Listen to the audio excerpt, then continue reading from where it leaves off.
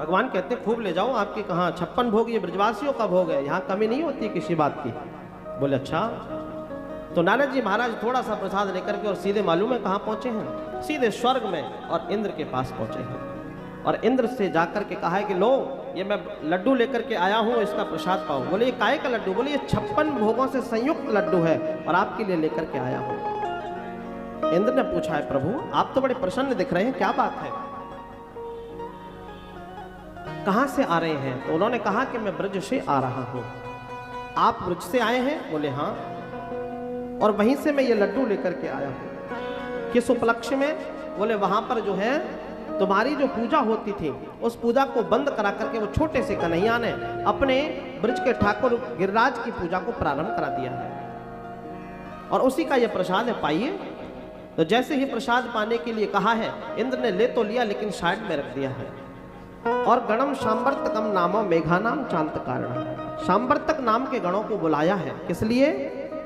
क्योंकि जब नारद जी ने बताया कि आपकी पूजा को बंद करा दिया है तो इंद्र को क्रोध आ गया। ऐसा कैसे हो सकता है, कल का जन्मा हुआ कन्हैया और हमारी पूजा को बंद करा करके अपनी पूजा कराएगा? ऐसा तो कभी नहीं होने देंगे। और ये जो गणम सांवर्तकम नाम के जो गण हैं, ये तभी मेघमालाओं को बरसाते हैं जब प्रलय करना हो। तो प्रलय की स्थिति को प्रदान करने हेतु सांवर्तक नाम के गणों का सहारा लिया जाता है। लेकिन यहाँ पर ब्रज को बहाने के लिए इंद्र ने सांवर्तक नाम के गणों को बुलाया।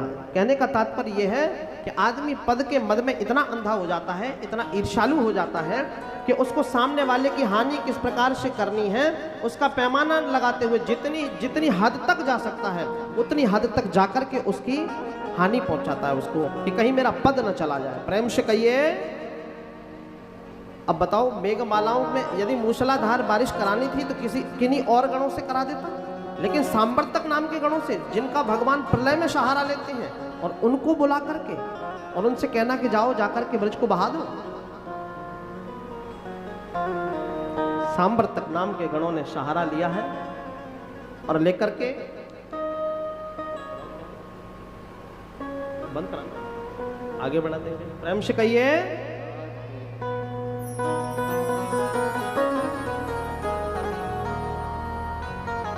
नारद जी महाराज ने आकर के जब उसको बताया तो उसको क्रोध आया।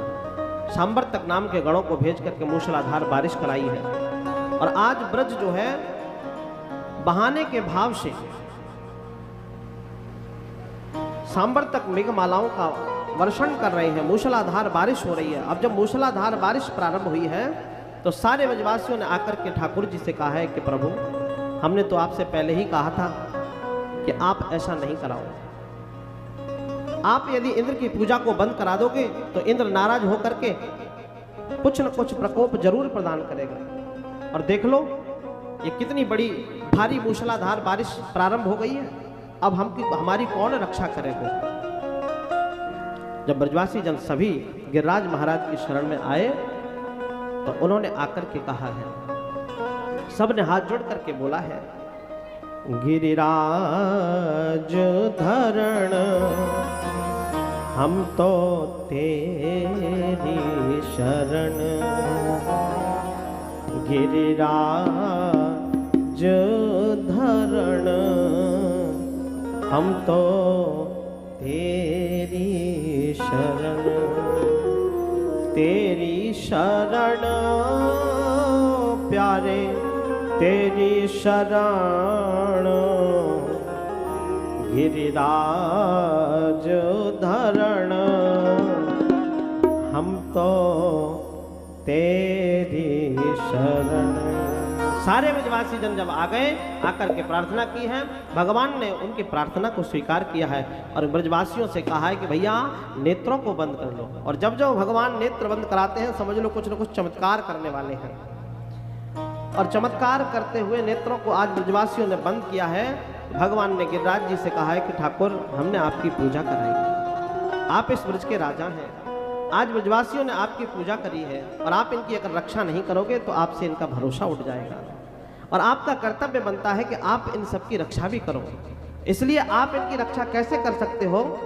तो भगवान ने स्पर्श किया है गिरिराज महाराज को और गिरिराज महाराज को स्पर्श करते ही गिरिराज महाराज स्वतः उठने लगे हैं। और जब स्वतः उठने लगे हैं तो धीरे धीरे इतने उठ गए कि सारे ब्रजवासी उनके अंदर समाहित हो गए। और जहाँ से उठना प्रारंभ किए हैं वहाँ पर एक शिला को छोड़ा है, उस शिला पर जाकर के हमारे बांके बिहारी श्री बालकृष्ण प्रभु खड़े हो गए।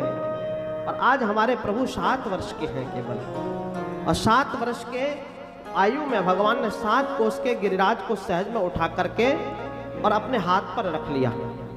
कुछ लोग भाव कहते हैं भगवान ने कन्नी उंगली पर रखा, और कुछ लोग भाव कहते कहते इतना तक कह देते हैं कि इस कनिष्ठिका उंगली के नाखून पर भगवान ने गिरिराज को धारण किया। लेकिन ये होती है भावनात्मक व्याख्या। ये भावनात्मक व्याख्या कैसी है कि जब हम किसी से प्रेम करते हैं, स्नेह करते हैं, और हम जब उसकी बढ़ाई करते हैं तो इस रूप में बढ़ाई करना चाहते हैं कि सामने वाला उस बढ़ाई को सुन करके इतना प्रभावित हो जाए कि उसके भी हृदय में उसके प्रति, हमारे प्रेमी के प्रति प्रेमास्पद उत्पन्न हो जाए।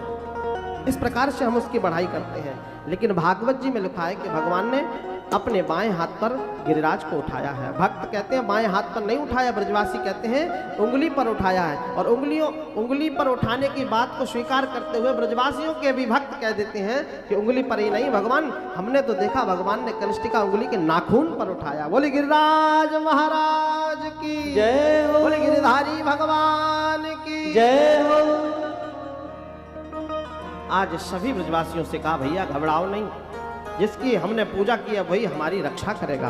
और सबको अपनी शरण में बुलाया है प्रभु ने, और बुला करके सभी आज गिरिराज की जब शरण में आए हैं तो बड़ी प्रेम से, बड़ी श्रद्धा से गाते हैं।